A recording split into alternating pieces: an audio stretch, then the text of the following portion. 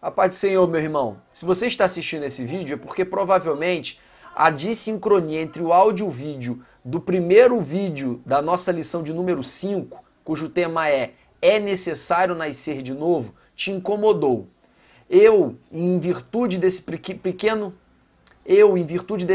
problema técnico que inicia a partir do minuto 17 do primeiro vídeo, estou postando novamente o conteúdo do minuto 17 em diante. E é o vídeo que segue agora. Um forte abraço, boa aula.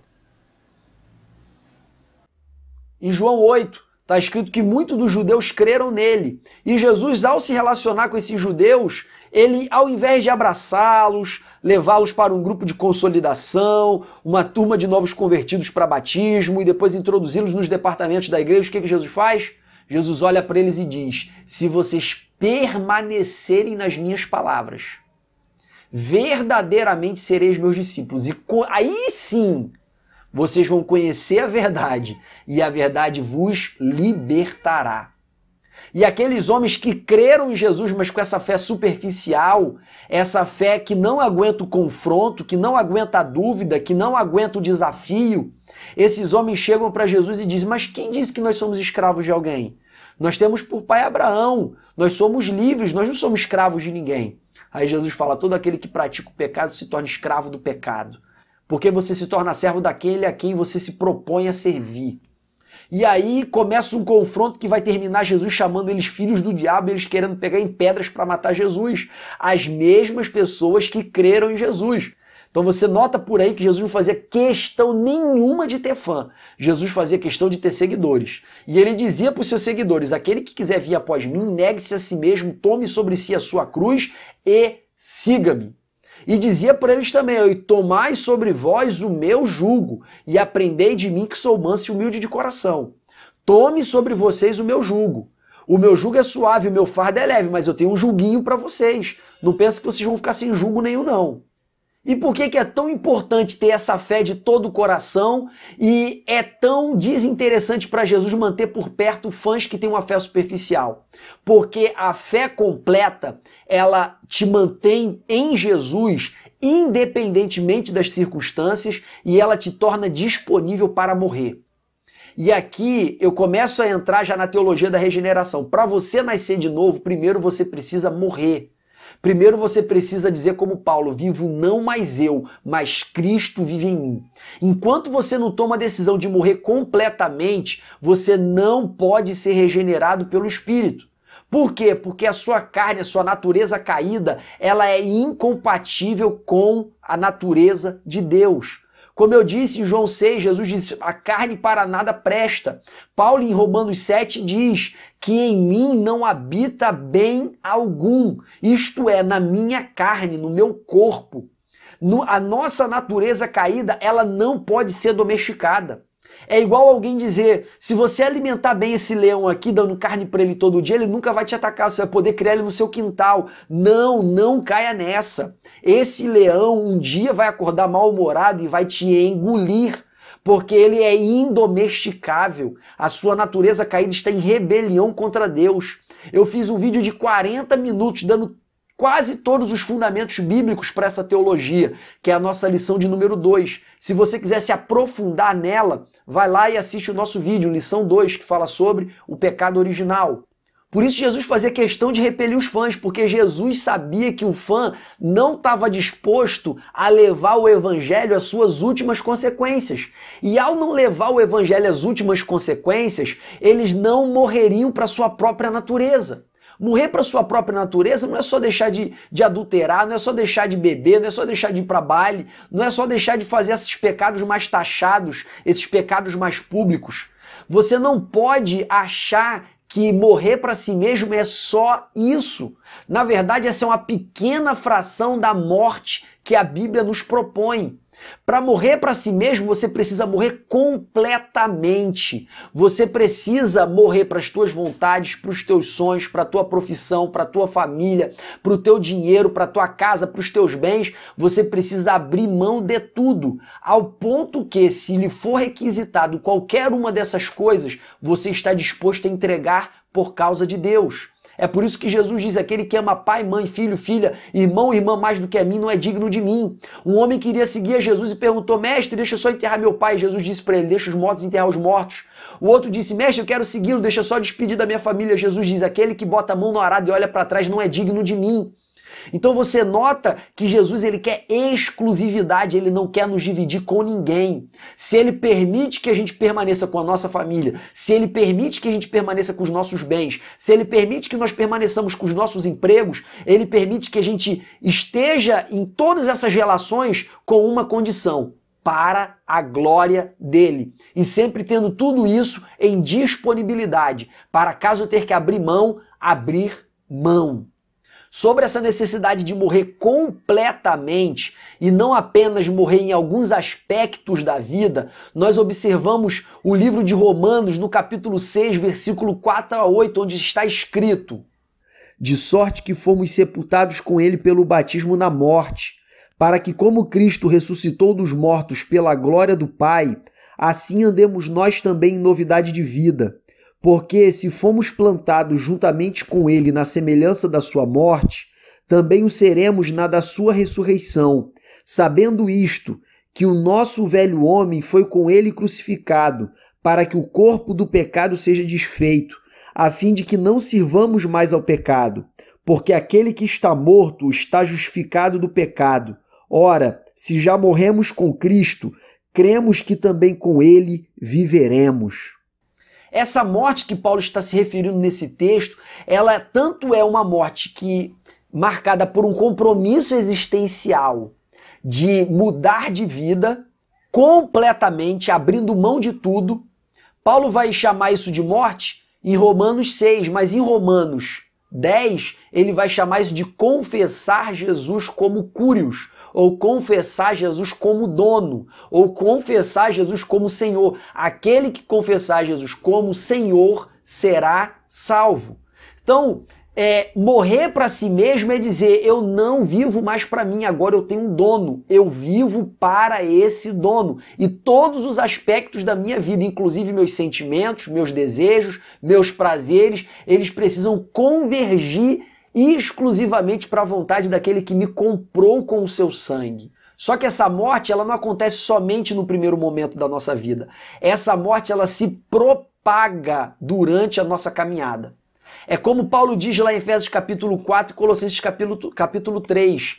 Despivos do velho homem e revestivos do novo homem, que é feito conforme a imagem daquele que o criou. Ou seja, durante a caminhada, você vai precisar aplicar a decisão que você tomou no início da caminhada. E esse aplicar se refere tanto a um processo de morte, e não apenas um compromisso de morte, mas um processo de morte, que é o exercício desse compromisso na prática, quanto à adoção de um novo estilo de vida. Então não basta eu me despir do velho homem. Além de me despir do velho homem, que é um processo de morte, eu preciso mudar o meu comportamento em direção ao comportamento que Deus quer para a minha vida, que é o se revestir do novo homem. Eu gosto de dar o exemplo que Paulo dá, que é aquele que roubava, não roube mais. Isso é se despir do velho homem. Agora, pois, trabalhe para ajudar o que tem necessidade. Esse é o se revestir do novo homem. Esse processo de morte, mas esse processo de passar a praticar aquilo que Deus quer que eu pratique, a gente pode chamar de duas palavras distintas que têm um sentido um pouquinho diferente, mas que podem ser utilizadas como sinônimo em muitas vezes, que são a palavra conversão e a palavra santificação. Converter é mudar de direção, já falamos sobre isso no vídeo passado. E santificação é se tornar um ser parecido com Deus, que é santo. Em alguns momentos essas palavras podem ser sinônimas, porque ambas as duas significam mudar de vida. Porém, uma se aplica mais no contexto inicial da caminhada e o outro se aplica mais no contexto posterior da caminhada. Apesar de que, muitas vezes, elas são colocadas na Bíblia como sinônimo. Porém, um ponto de destaque desse processo é que muitas pessoas não morrem para si mesmo. não recebem Jesus como Senhor, elas só recebem Jesus como Salvador. E na Bíblia você não vai ver em lugar nenhum a sugestão para que alguém aceite Jesus como Salvador. Você não vai encontrar. Se você encontrar, por favor, coloque na descrição. A Bíblia declara que Jesus é o Salvador, mas ela não requer que ninguém confesse ele como Salvador. O importante é você confessar ele como dono, como Senhor da sua vida. Que isso nada mais é do que você abrir mão de controlar a sua própria vida e entregar a sua vida ao controle de Deus. Então tem muita gente dentro da igreja que não morreu para si mesmo, não foi regenerado, mas está no processo de domesticação da sua carne. São pessoas de bem, são pessoas de boa família, são pessoas de boa educação, e todos esses processos externos de educação social, de educação religiosa e de conscientização ética fazem com que ele se pareça com o Filho de Deus. Na verdade, ele só está domesticando o leão. Mas o leão continua vivo na natureza e na essência dele. Porque não é a religião, não é o cumprimento de regras morais, não é o cumprimento da lei que nos torna justos diante de Deus. Então, na aula que eu falei sobre pecado original, eu disse que a morte de Jesus ela tem repercussão na prática do pecado. E a regeneração ela tem repercussão na natureza do pecado. Então nós tanto precisamos que Jesus nos justifique pelos nossos atos pecaminosos, como nós precisamos que o Espírito Santo nos regenere da nossa natureza pecaminosa. E quando o Espírito Santo nos regenera, nós mudamos de comportamento não como uma forma de domesticar a carne, e sim como a repercussão da natureza de Deus que passou a ser provocada em mim. Então a evidência externa de que eu nasci de novo, a evidência externa de que eu não estou apenas num processo de autodomesticação é de que eu morri completamente para mim mesmo. E isso inclui vontades, desejos, sonhos, patrimônio, família. Quando eu já experimentei completamente essa morte, eu sei que essa minha transformação ela decorreu da minha regeneração e não apenas da minha habitualidade religiosa. Diante disso, eu passo para o nosso tópico 2. Como vocês sabem, após a queda do homem, Deus fez um pacto com Abraão, que em Abraão seriam benditas todas as famílias da terra, e que Deus tinha um projeto para a descendência de Abraão. Esse projeto ele se concretiza na vida de Israel após a libertação do Egito. Deus faz um pacto com Israel, Deus faz uma aliança, Deus faz um contrato com Israel. Esse pacto consistia em Israel obedecer a Deus irrestritamente e Deus abençoar Israel. Se você ler o livro do Êxodo, capítulo 24, você vai ver que Moisés expõe a lei do Senhor para o povo. E Moisés redige um livro chamado o Livro da Aliança, ou Livro da Lei, e lê para o povo. E após fazer essa leitura, Moisés faz alguns sacrifícios, pega uma bacia de sangue dos animais e asperge sobre o povo e diz: este é o sangue do concerto do Senhor com vocês, Israel. Jesus ele vai retomar essa ideia do sangue do concerto lá na ceia, na última ceia, dizendo que este é o novo testamento no meu sangue. Ou seja, este é o novo concerto no meu sangue. E por que existia a necessidade de um novo concerto?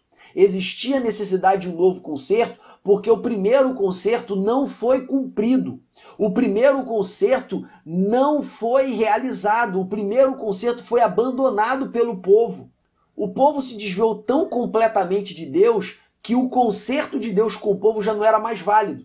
É por isso que está escrito no livro de Jeremias, capítulo 31, versículo 31 a 34, o seguinte: Eis que vem dias, diz o Senhor, em que farei um concerto novo com a casa de Israel e com a casa de Judá, não conforme o concerto que fiz com seus pais, no dia em que os tomei pela mão, para os tirar da terra do Egito, porquanto eles invalidaram o meu concerto, apesar de eu os haver desposado, diz o Senhor. Mas este é o concerto que farei com a casa de Israel depois daqueles dias, diz o Senhor. Porei a minha lei no seu interior e escreverei no seu coração. E eu serei o seu Deus, e eles serão o meu povo.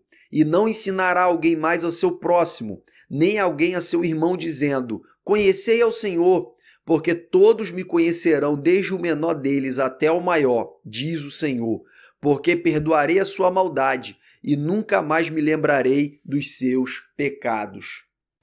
Note que Deus promete colocar a sua lei no coração do povo.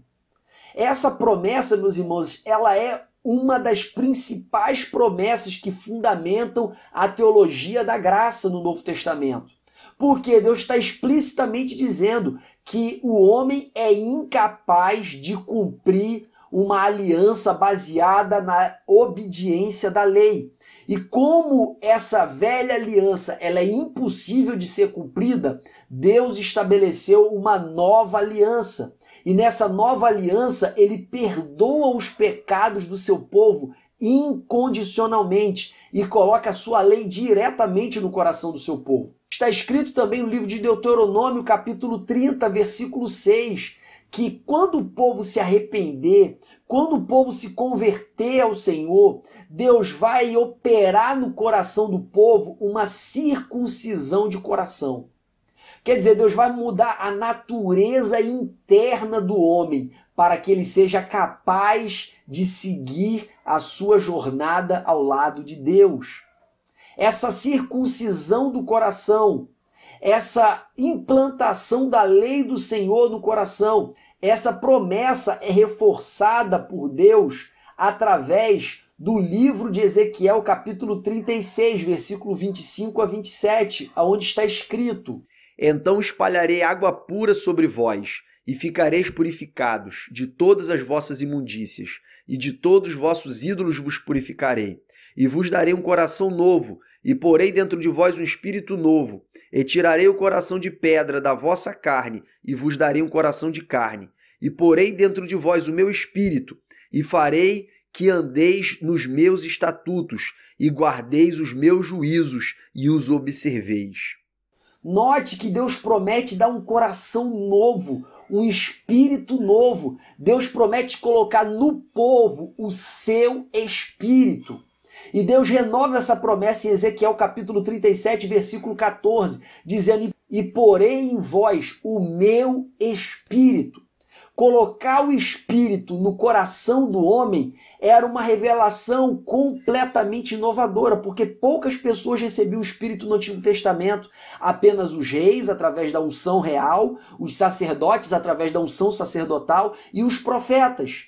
Somente esses eram alvos da unção de Deus. Você vê, por exemplo, quando Deus chama Gideão para ser um líder, uma autoridade política, um juiz de Israel, diz a palavra de Deus que o Espírito do Senhor se apoderou dele e ele deu vitória ao povo de Israel. Sansão, o Espírito do Senhor se apoderava de Sansão. Davi, o Espírito do Senhor se apoderava de Davi. Saul, que era um covarde, mas quando o Espírito do Senhor se apoderou dele, ele teve coragem para enfrentar os filisteus. Você nota que o Espírito Santo, toda vez que ele se apoderava de alguém no Antigo Testamento, algo sobrenatural acontecia. Porém, essa ação do Espírito era restrita a um pequeno grupo de pessoas. No entanto, em Ezequiel capítulo 36, versículo 26 a 27, Ezequiel 37, versículo 14, e em Joel capítulo 2, que diz que nos últimos dias, diz o Senhor, derramarei o meu espírito sobre toda a carne, os vossos velhos terão sonhos, os vossos jovens terão visões, e eu vou manifestar o meu espírito sobre todas as pessoas. Pode notar que há uma promessa de Deus para que em uma era determinada que a profecia do Antigo Testamento consolida como a era messiânica, Deus enviaria o seu Espírito que operaria tanto essa lei no coração como essa circuncisão no coração, quanto essa troca no coração. Então essa profecia dessa mudança da natureza através da ação do Espírito, ela decorre da conjugação de todas essas outras profecias que estão em Deuteronômio 36, Jeremias 31, Ezequiel 36, Ezequiel 37, Joel 2. Nós vemos também no livro do profeta Isaías, capítulo 35, falando acerca da era messiânica como a era onde iria abundar águas. Os lugares desertos se tornariam mananciais e haveria uma efusão de curas. Em Isaías 61, o profeta proclama que quando o Messias viesse, isso também é uma profecia messiânica, o Espírito do Senhor Jeová estaria sobre ele, e por causa que o Espírito do Senhor Jeová estaria sobre ele, ele faria muitos sinais, muitos milagres, muitas libertações. Todas essas profecias juntas, ela compõe algo que Pedro chama em Atos capítulo 2 como a promessa. A promessa é a promessa do reino de Deus. manifestado no mundo através do rei, segundo a genealogia de Davi, e da efusão do Espírito. E isso é a promessa. Era uma era em que um filho de Davi, alguém da genealogia de Davi, iria assumir o trono político e, concomitantemente, uma efusão do Espírito iria se manifestar de tal forma que as doenças seriam curadas, os endemoniados seriam libertos e todas as pessoas experimentariam um agir do Espírito inigualável na história. Não é de se estranhar que João Batista vinha pregando o reino de Deus e dizendo: arrependei-vos porque é chegado o reino de Deus. E ele continuava dizendo: eu vos batizo com água, mas vem um que vem após mim que vos batizará com Espírito Santo e com fogo. Ou seja, vem um após mim que vai enviar para vocês, que vai conceder para vocês o Espírito Santo. E o próprio Jesus também disse: ó, se eu não subir, o Espírito Santo não desce. Por quê? Porque Jesus precisava subir para ser coroado rei. Jesus precisava subir e se assentar no seu trono, para que no momento que ele assentasse no seu trono, o reino de Deus fosse efetivamente implementado e fosse possível enviar o Espírito em atenção ao cumprimento de todas essas promessas que eu acabei de citar agora. Então o Espírito de Deus ele teria dupla função. A primeira função, uma função regeneradora, uma função transformadora, uma função de mudar os corações. E em segundo lugar, uma função de manifestar poder, de manifestar milagres, de fazer uma série de sinais que revelariam o reino de Deus na terra. Sobre a função transformadora, nós estudaremos e já estamos estudando hoje. Porém, sobre a função de manifestação de poder, nós vamos ver quando nós estudarmos batismo com o Espírito Santo. Vamos agora, irmãos, para o nosso tópico 3, a regeneração. Como eu disse anteriormente, o pecado, ele nos despiu da natureza de Deus. Como eu disse no vídeo da lição de número 2, ter a natureza de Deus é ter um instinto direcionado para o instinto de Deus. É ter desejos direcionados para o desejo de Deus. É ter prazeres naquilo que Deus tem prazer. É como você querer ensinar uma ovelha a comer mato. Você não precisa, porque instintivamente ela já come mato. Agora, se você quiser ensinar uma ovelha a comer carne, você está querendo domesticá-la para contrariar a sua própria natureza. Da mesma forma é o homem. Antes do pecado, ele naturalmente fazia aquilo que agradava a Deus, porque a sua natureza era inclinada para as coisas de Deus. Depois do pecado, se tornou o oposto. A sua natureza se tornou contrária à natureza de Deus. Então já não é mais possível fazer com que um leão coma mato, que um leão se transforme num herbívoro. O leão é um carnívoro e você não vai conseguir fazer ele se tornar um herbívoro, por mais que você se esforce. A regeneração é a restauração da natureza de Deus em nós. É por isso que em 2 Pedro capítulo 1, versículo 4 vai dizer que Deus ele nos deu várias promessas para que, por esperança nessas promessas, nós pudéssemos compartilhar da natureza de Deus. Então todos nós que cremos em Deus, nós temos essa natureza. E eu estou falando da fé genuína e não da fé superficial do fã. No plano natural, a regeneração ela ocorre através do discipulado. Você aprende com o seu discipulador, que é igual a Jesus, que é igual ao Pai. Então é nessa cadeia. Você aprende com alguém que aprendeu com Jesus, que é igual ao Pai. E automaticamente, ao imitar o teu discipulador, que é igual a Jesus, você se torna igual a Jesus. E ao se tornar igual a Jesus, você se torna igual ao Pai. E ao se tornar igual ao Pai, você recupera a identidade perdida no Éden. Já no plano sobrenatural, isso acontece através de uma ação do Espírito, devolvendo para nós aquela natureza perdida. Porém, a devolução dessa natureza perdida não exclui completamente a nossa natureza caída. Nós vemos essa nova natureza que nos faz filhos de Deus, descritas em João capítulo 1, versículo 11 a 13. E é importante eu ressaltar aqui no versículo 13 que e estes foram feitos filhos de Deus não pela vontade do homem, nem da carne, nem do sangue, mas pela vontade de Deus.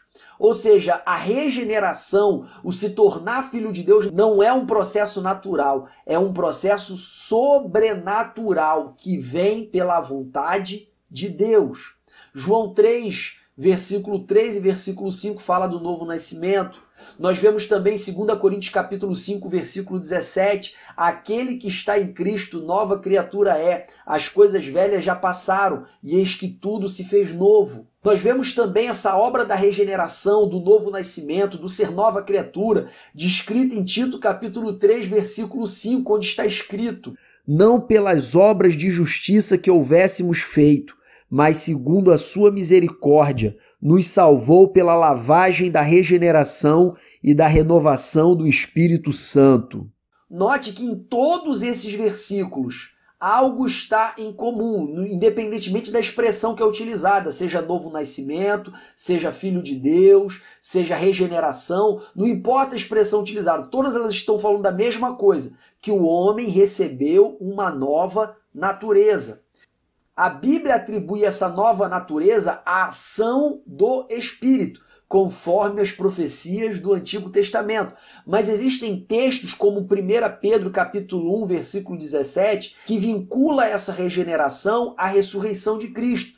Com efeito, esse novo nascimento, ele foi conquistado por Cristo na cruz do Calvário e na ressurreição. Porém, ela é operacionalizada em nós através da ação do Espírito.